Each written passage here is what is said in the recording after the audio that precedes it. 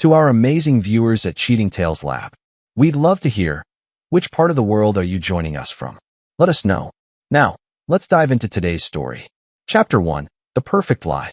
Joseph Keller stood in the doorway of his own home, watching his wife Christy Waters Keller laugh with genuine joy, the kind of laugh he hadn't heard from her in months. She was on the phone, twirling a strand of her auburn hair around her finger, a habit from their college days that once made his heart skip. Now it felt like a knife twisting in his chest. "I can't wait to see you tonight," she whispered into the phone, her back to him. "Joseph's working late again. He's always working late these days." Joseph's jaw tightened. His military training had taught him patience, observation, and the art of remaining invisible. 8 years as a Delta Force operator had honed these skills to perfection. He'd tracked terrorists through Afghan mountains and eliminated high-value targets in Iraq, but nothing had prepared him for this. Discovering that his wife of 12 years was having an affair, he'd returned early from his security consulting job, hoping to surprise Christy for their anniversary. Instead, he'd gotten the surprise of his life. The text messages on her phone that she'd left charging in the kitchen told the whole story. Months of deception, lies, and betrayal. The man she was seeing wasn't just anyone. It was Terry Bullock, her ex-husband from before Joseph. The same Terry who'd tried to intimidate Joseph when they first started dating. The same Terry who Christy claimed was ancient history and a mistake from her past. Joseph silently retreated to his study, his mind already calculating. In the military, when you discovered enemy positions, you didn't attack immediately. You gathered intelligence, planned your strategy, and struck when victory was assured. His phone buzzed. A text from his business partner, Lloyd McDonald. "The Montenegro job came through. They want you specifically. When can you leave?" Joseph stared at the message. Montenegro, a private security contract that would take him away for 2 weeks. Perfect. It would give Christy and Terry enough rope to hang themselves, and more importantly, it would give Joseph time to plan something special for their return. He typed back, "Leaving tomorrow. Tell them I'll take the job." As he heard Christy end her call and start moving around upstairs, Joseph opened his laptop and began researching. Terry Bullock owned a motorcycle repair shop on the outskirts of town, Bullock's Custom Bikes.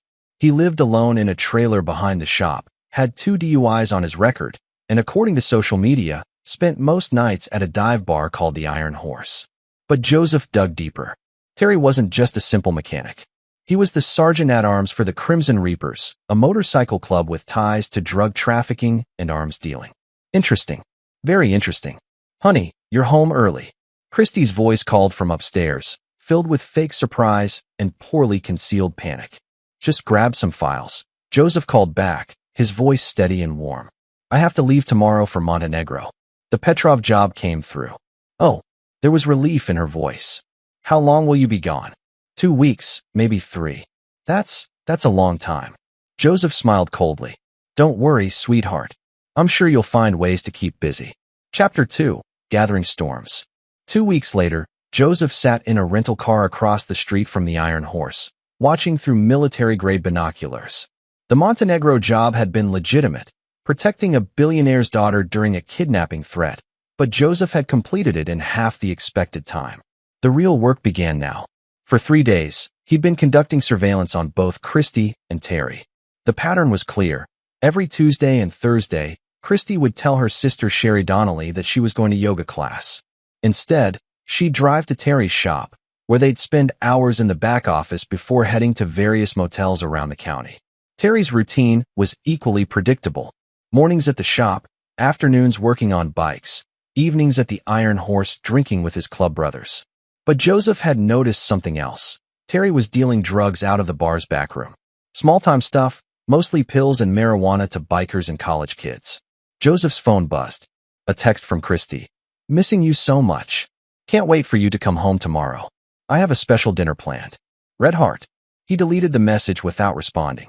From his position, Joseph watched as Terry emerged from the bar with 2 other Crimson Reapers, Raphael Case and Edwin Scott. They were deep in conversation, occasionally glancing around nervously. Joseph adjusted his scope and read their lips, a skill that had saved his life more than once overseas.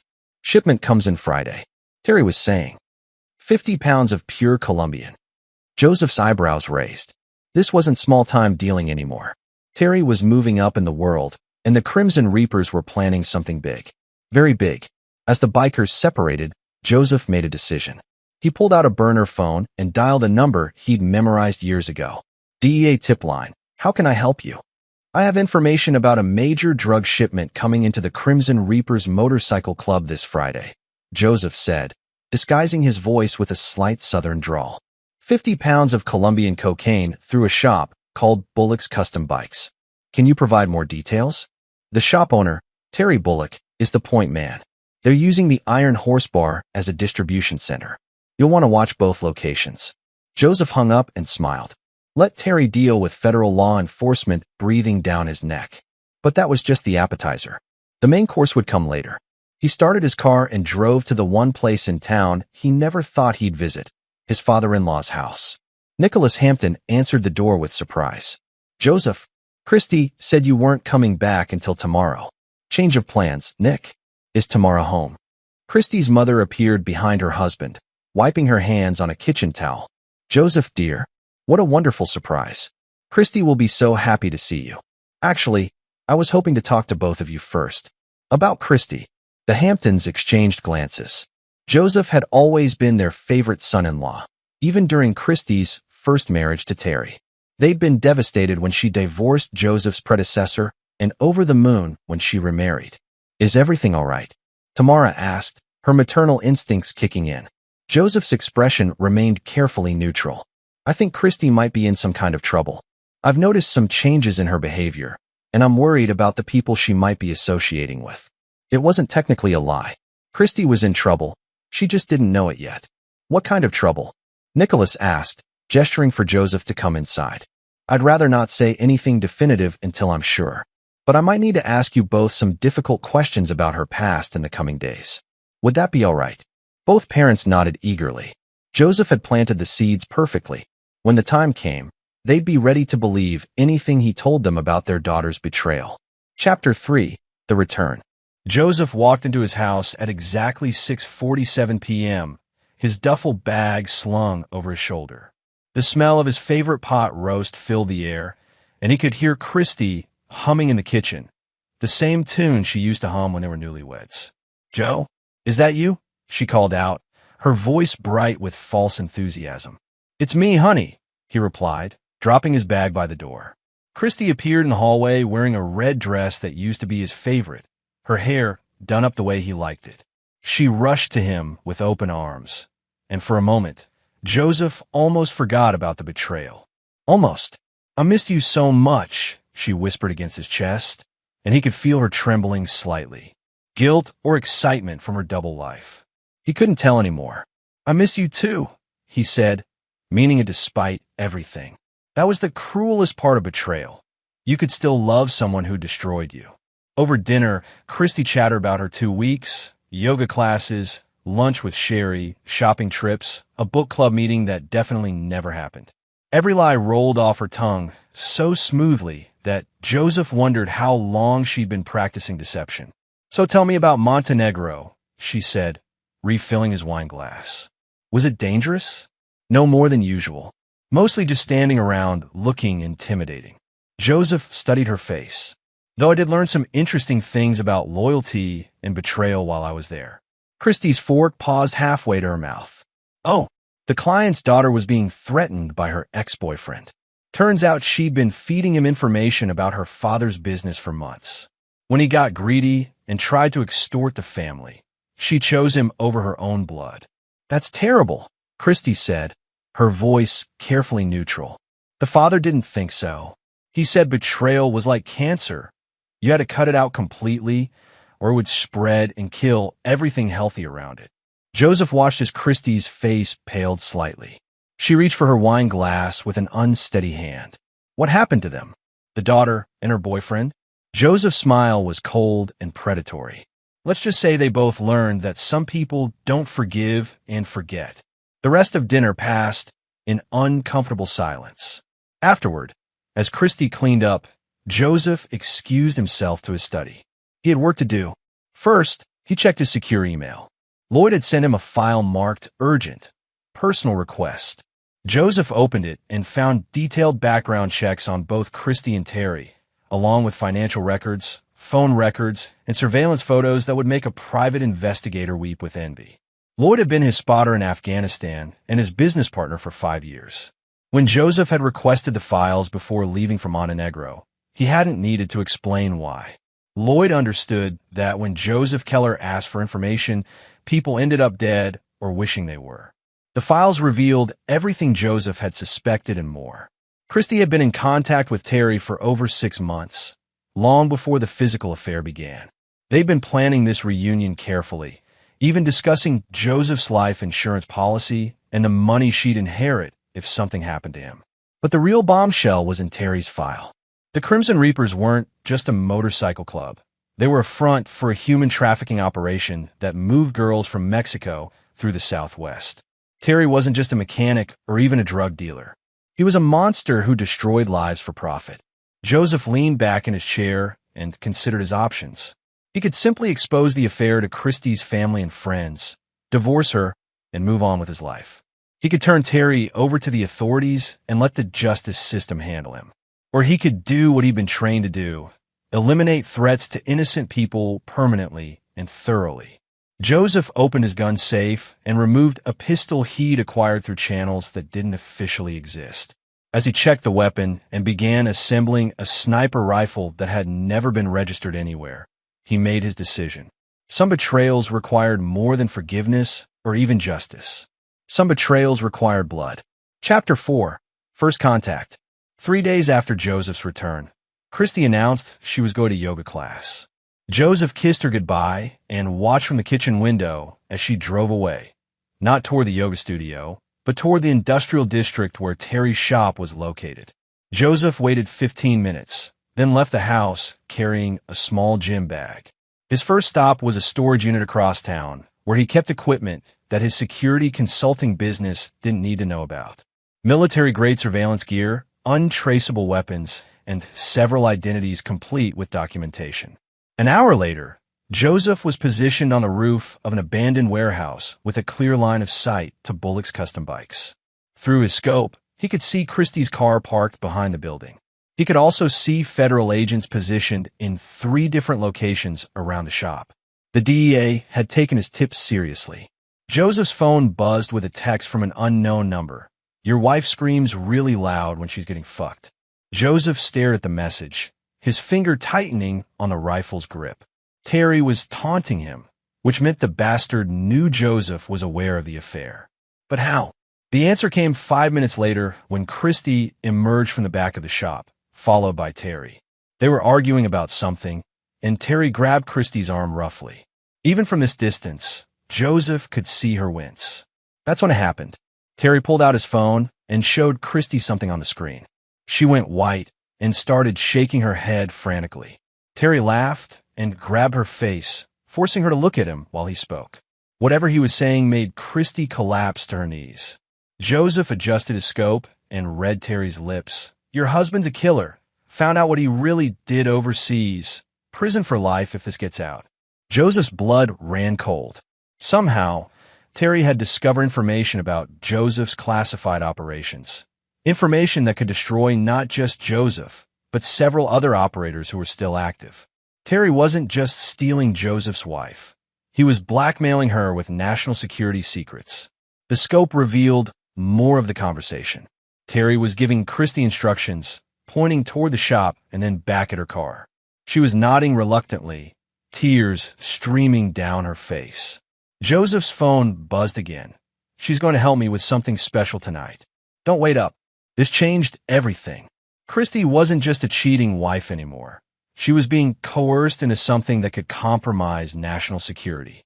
Joseph's training kicked in. This was now a matter of operational security, which meant the rules of engagement had just shifted dramatically. Joseph packed up his equipment and moved to his secondary position, a vacant office building that gave him a view of both the shop and the Iron Horse Bar. He settled in for a long surveillance session, his mind already adapting to the new parameters of the mission.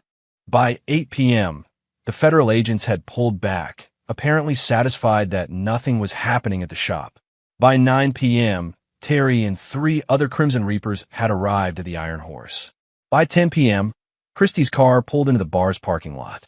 Joseph watched through his scope as Christie entered the bar, clearly terrified. She was carrying a small package, something Terry had given her at the shop.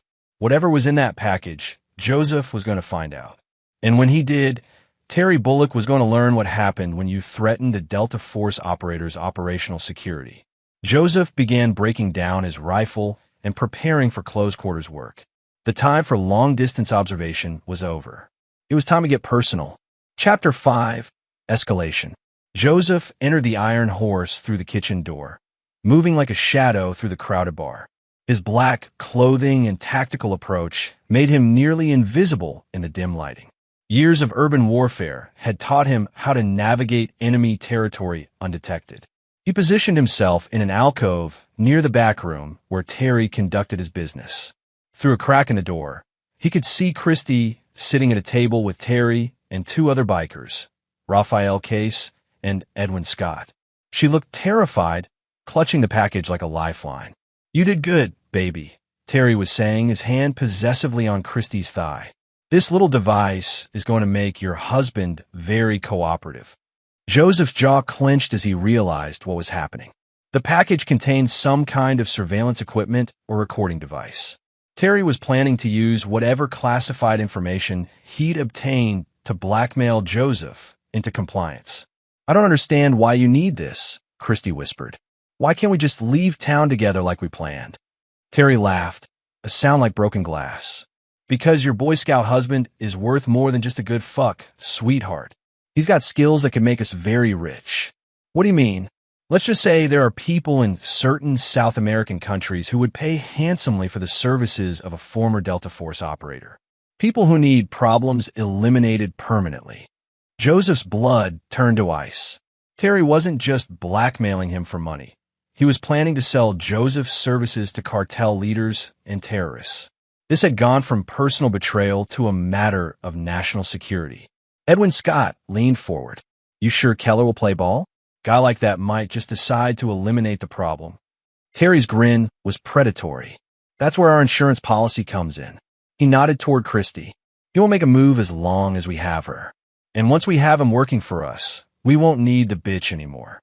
The casual way Terry referred to Christie as disposable told Joseph everything he needed to know about the man's character. Terry wasn't just planning to use both of them. He was planning to kill Christie once she'd serve her purpose. Joseph's phone vibrated with a text message. Terry was typing on his phone. "Time for a family reunion. Bring your gear to the old Riverside warehouse at midnight. Come alone, or your wife starts losing fingers." Joseph smiled coldly and typed back, "I'll be there." But first, he had a stop to make. Joseph slipped out of the bar and drove to his storage unit. He geared up like he was going into combat. Body armor, night vision goggles, tactical weapons, and enough ammunition to fight a small war. This wasn't just about revenge anymore. This was about protecting national security and eliminating a terrorist threat. At 11:45 p.m., Joseph positioned himself in the shadows outside the Riverside warehouse. Through his night vision scope, he could see movement inside. At least 6 heat signatures, including one that was seated and appeared to be bound. Christie. Joseph's tactical assessment was swift and thorough. 6 hostiles, unknown weapons, 1 hostage in the center of the building. Standard hostage rescue protocol would require a team of operators and careful planning. Joseph wasn't planning a rescue. He was planning an execution. At exactly midnight, Joseph walked through the front door of the warehouse, his hands raised, but his body radiating deadly confidence. "Get lost before I break every bone in your body," Terry roared from the shadows. His 6 feet 4 inches frame stepped into the light, muscles flexed intimidatingly. "She doesn't want a wimp like you anymore. Pencil pusher." Joseph smiled calmly, his hands still raised. "Funny thing about muscle. IT won't stop bullets. And after 8 years as a Delta Force operator, I've never missed a target." Terry's cocky grin faded when he saw the laser appear on his forehead. Joseph's spotter, Lloyd McDonald, was positioned in the rafters with a sniper rifle. Then it happened. The lights went out simultaneously as Lloyd cut the power. Joseph dropped and rolled, his night vision goggles giving him a massive tactical advantage. In the darkness, he was a predator, and the Crimson Reapers were prey. The first biker died with a suppressed bullet to the head. The second managed to scream before Joseph's blade found his throat. By the time Terry realized what was happening, half his crew was dead. Keller, Terry roared into the darkness. I'll kill her. No. Joseph's voice came from everywhere and nowhere. You won't. Chapter 6, The Trap Springs. The warehouse erupted in chaos as the remaining Crimson Reapers fired wildly into the darkness. Their muzzle flashes gave away their positions, and Joseph moved between them like death incarnate, eliminating targets with surgical precision. Within 3 minutes, only Terry remained alive, cowering behind an overturned table near where Christy was tied to a chair. She was sobbing, her eyes wide with terror in the intermittent light from the emergency exit signs. I know you're out there, Keller, Terry shouted. How about a dead man's switch? If my heart stops, your wife dies. Joseph materialized from the shadows like a specter, his rifle trained on Terry's center mass. Show me. Terry held up a small device with a red button. Explosive vest under a chair. My finger comes off this button. She goes boom. Joseph studied the setup through his night vision. The device in Terry's hand was real, but the vest under Christie's chair was fake, just wires and clay molded to look like C4. Terry was bluffing, probably hoping Joseph wouldn't call him on in the dark. Here's what's going to happen, Terry continued, his voice gaining confidence. You're going to work for me, or your wife dies. Simple as that. You're right, Joseph said, lowering his rifle. But you made one mistake. What's that? Joseph's smile was visible even in the darkness. You assumed she was still my wife. Terry's confusion lasted exactly 1 second before Joseph's bullet took off the top of his head. As Terry's body hit the ground, Christy screamed through her gag. Joseph moved quickly to untie her, removing the fake explosive vest and checking her for injuries. It's over, he said softly, pulling the gag from her mouth. You're safe now. But Christy wasn't looking at him with relief or gratitude. She was staring at him with horror and revulsion. You killed them all, she whispered. You just murdered them. They were terrorists planning to sell my services to cartels and kill you when they were done, Joseph replied matter-of-factly. What did you expect me to do? I expected you to call the police. To find another way. Joseph studied his wife's face in the dim light. Even after everything, the betrayal, the blackmail, the death threats, she still didn't understand who he really was. There was no other way, Christy. There never is with people like that. People like what? You're talking about them like they're not human. They weren't. Not anymore. Joseph pulled out his phone and called Lloyd. It's done. Cleanup crew. Already en route. Lloyd's voice crackled through the speaker. What about the wife? Joseph looked at Christy, who was backing away from him with undisguised fear. We'll discuss that later. As sirens began to wail in the distance, Joseph realized that killing Terry and his crew had been the easy part. The hard part was going to be deciding what to do about the woman who'd betrayed him, been coerced into helping his enemies, and now looked at him like he was a monster. The woman who still legally had access to classified information about his operations. The woman who could destroy him with a single conversation with the wrong people. Joseph holstered his weapon and began planning phase 2 of his operation. Because one thing had become crystal clear in the darkness of that warehouse. Christy wasn't a victim in this story. She was a security risk that needed to be neutralized. Chapter 7, Revelations. The police arrived to find Joseph and Christy standing over 6 dead bodies, with a story that was mostly true. Home invasion, kidnapping, self-defense. The Crimson Reapers had long criminal records, and the evidence of their drug trafficking and human trafficking operations was overwhelming. Detective Dwight Holman, a former Marine who recognized Joseph's military bearing, kept the investigation brief and straightforward. Looks like you did the community a favor, Mr. Keller. These scumbags had warrants in 3 states. By dawn, Joseph and Christy were back home, officially cleared of any wrongdoing. Christy went straight to the shower, claiming she needed to wash off the smell of death. Joseph went to his study and began making preparations for the final phase of his plan. The truth was, Terry's death had solved only part of the problem. Joseph still had a wife who'd betrayed him, who'd been willing to help blackmail him with classified information, and who now knew too much about his capabilities for anyone's good. His phone rang. Lloyd's number. Status report. Joseph answered. The warehouse is clean. No evidence of our involvement. But we've got a problem. Talk to me. I pulled Terry's phone records for the past 6 months. He wasn't working alone in the intelligence gathering. Someone fed him information about your classified operations. Joseph's grip tightened on the phone. Ooh, someone with high-level security clearance. Someone who knew about Operation Nightfall and your work in Syria. Joseph's blood ran cold. Operation Nightfall was classified beyond top secret. Only a handful of people knew about his role in eliminating a terrorist cell that was planning to attack American soil. If that information was in enemy hands, send me everything, Joseph said quietly. Already encrypted and in your secure folder. Joseph, this goes all the way to the Pentagon. After hanging up, Joseph accessed the files Lloyd had sent. What he found made his stomach turn. Terry hadn't discovered Joseph's classified operations through random investigation. He'd been fed the information systematically over several months by someone codenamed Cardinal. Cardinal had provided detailed mission reports, operational photographs, and even the names of Joseph's fellow operators. This wasn't just blackmail material. This was intelligence that could get American soldiers killed. Joseph traced the communications backward through various encrypted channels and proxy servers. The trail led to a secure government server that required the highest level of clearance to access. Someone in the intelligence community was selling out active operators. Joseph's computer chimed with an incoming message from an encrypted account. Hope you enjoyed your reunion with Terry. Unfortunately, he was just the opening act. If you want to keep your pretty wife breathing, you'll follow the instructions I'm about to send you. Cardinal. Joseph stared at the screen as new files began downloading. Bank account numbers in the Cayman Islands.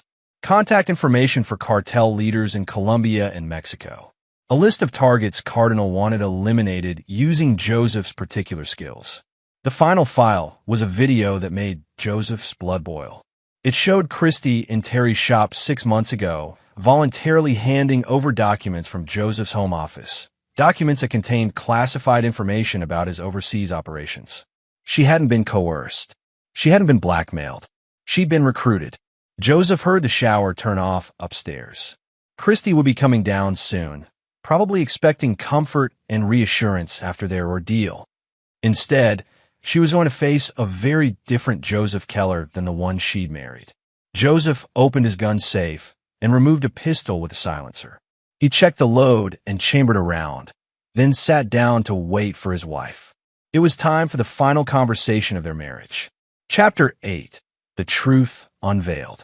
Christy descended the stairs wearing Joseph's favorite robe, her hair damp from a shower.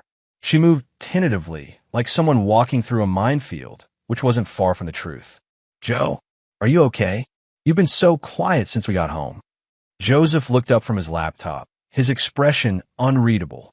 I've been thinking about what happened tonight, about how Terry knew so much about my operations. Christy's face went pale. I don't know what you mean. Sit down, Christy. She remained standing, sensing the danger in his tone. Joe, what's wrong? You're scaring me. Joseph turned his laptop screen toward her. The video of her handing documents to Terry began playing.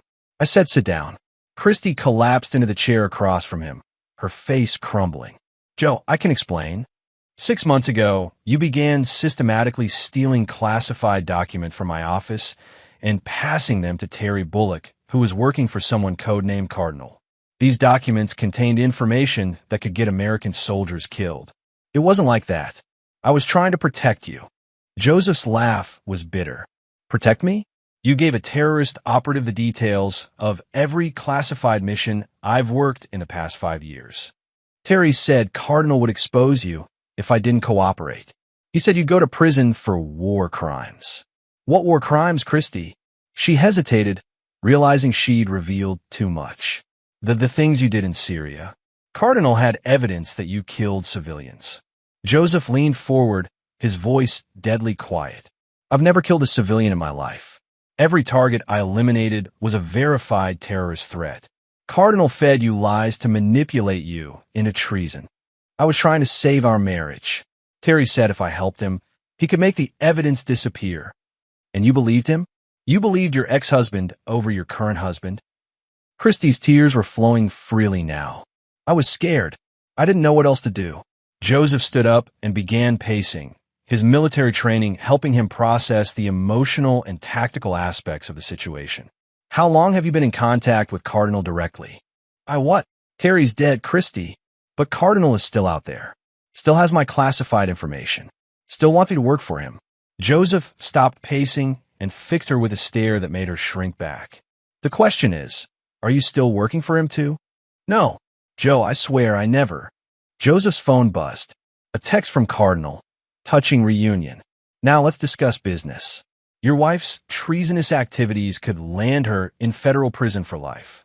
Unless, of course, you're willing to take on some freelance work. Joseph showed Christie the message. Her face went from pale to gray. He's been watching us, she whispered. Of course he has. The question is how? How does he know what's happening in our house right now? Joseph began a systematic sweep of the room, his trained eyes looking for surveillance devices. He found the first camera behind a picture frame, a tiny wireless unit that Christie could have easily planted. The second was in the lamp beside her favorite chair. The third was built into the smoke detector. Joe, I didn't. 3 months ago, you had these installed while I was in Colombia. Joseph's voice was flat, emotionless. Every conversation we've had, every moment of privacy in our own home has been recorded and transmitted to Cardinal. Christie was sobbing now, her body shaking with the weight of her confession. He said it was just for my protection. He said if anything happened to me, he'd have evidence. Evidence of what? Of you being dangerous. Of you threatening me. Joseph stared at his wife, really looked at her for what felt like the first time in years. You were building a case against me, creating evidence that I was abusive, dangerous, unstable. Cardinal said if you ever found out about the documents, I'd need protection. So you've been planning this for months. The affair with Terry was just cover for the real operation. Joseph's training kicked in as he analyzed the situation like a military briefing.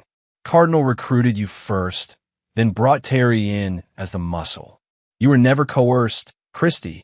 You were an active participant in a conspiracy to blackmail a federal operator. Joseph's phone rang. Unknown number. Answer it. Came Cardinal's electronically disguised voice when Joseph picked up. Put on speaker. Joseph complied, his finger hovering near the pistol he'd placed on a coffee table. Joseph Keller, Delta Force, Operation Nightfall. 37 confirmed kills, all sanctioned by the U.S. government. Impressive record. Who are you? Someone who needs your particular talents. Your wife has been very helpful in documenting your capabilities. Now it's time to put those capabilities to work. And if I refuse, your wife goes to federal prison for treason. Your classified operations become public knowledge, ruining the careers of dozens of your fellow operators. And you'll spend the rest of your life in a maximum security facility. Joseph looked at Christie, who was staring at him with a mixture of fear and desperation. What do you want? 3 targets, all in South America, all obstacles to certain business interests. Clean eliminations, no questions asked. And then you and your wife disappear. New identities, new life, no more problems. Joseph appeared to consider the offer. I'll need 48 hours to prepare. You have 24. I'll send the target packages momentarily. The line went dead. Joseph set down the phone and looked at Christie, who was watching him with terrified hope. Joe, what are we going to do? Joseph picked up his pistol and checked the chamber. We? There is no we, Christie. There hasn't been for a long time. What do you mean? Joseph's smile was cold and final. I mean, you just helped me identify Cardinal. And now I'm going to kill him. All of them. Chapter 9, Blood Debts. 20 hours later, Joseph sat in a coffee shop across from the Pentagon, watching as Colonel Ira Webster, Cardinal, entered the building for his morning briefing. It had taken Lloyd McDonald's considerable hacking skills and Joseph's own intelligence training to trace Cardinal's identity, But the electronic signature on the target packages had led them straight to a high-ranking Defense Intelligence Agency officer with gambling debts and a taste for expensive women. Joseph's phone buzzed with a text from Lloyd. Asset in position. Target acquired. Joseph typed back. Execute. 3 blocks away, Lloyd McDonald put a .338 Lapua Magnum round through Colonel Webster's office window. Cardinal was eliminated before he could reach his desk. But Joseph wasn't finished. He drove back to his house, where Christy was waiting under house arrest, locked in their bedroom with boarding covering the windows. Joseph had given her time to think, time to understand the full scope of her betrayal, time to realize that there was no way back from what she'd done. "Joe," she called out when she heard his footsteps on the stairs. "Is it over? Did you take care of Cardinal?" Joseph opened the bedroom door and found Christy sitting on the bed, still wearing his robe. She looked small and broken, a shadow of the confident woman he'd married. "Cardinal is dead," he said simply. Relief flooded her face. "Thank God. Now we can. We can what, Christy? Go back to being married? Pretend the last 6 months never happened." Her face fell as she realized the coldness in his voice hadn't changed. "Joe, I know I made mistakes, but I was trying to protect us. You committed treason against the United States. You endangered the lives of active military personnel. You betrayed your husband, your family, and your country." Joseph's voice was emotionless, clinical. "There's no coming back from that. But I can make it right. I can testify against Terry's organization, help the government. Terry's organization is dead. Cardinal is dead. The only loose end left is you." Christy's eyes widened as she understood the implications. "Joe, no. Please. I'm your wife." "No," Joseph said quietly, removing his pistol from its holster. "You are my wife. Now you're a security risk. The cameras. Cardinal's people will see. I disabled the surveillance network yesterday. No one is watching anymore." Christy scrambled backwards on the bed, her voice rising to a scream. "Joe, please. I'll disappear. I'll never tell anyone what I know." "You're right. You never will." Joseph raised the pistol, his hand steady despite the emotion threatening to break through his tactical mindset. "You made your choice when you decided to betray me. Every action has consequences, Christy. Every betrayal has a price. I love you." Joseph's finger tightened on the trigger. "No, you loved what I could give you. You never loved who I really am." The shot was muffled by the silencer. Christy Keller, née Waters, slumped forward, her betrayal finally paid in full. Joseph stood over his wife's body for a long moment, feeling nothing but the hollow satisfaction of a mission completed. He'd eliminated all threats to operational security. He'd avenged his betrayal. He protected his country's secrets.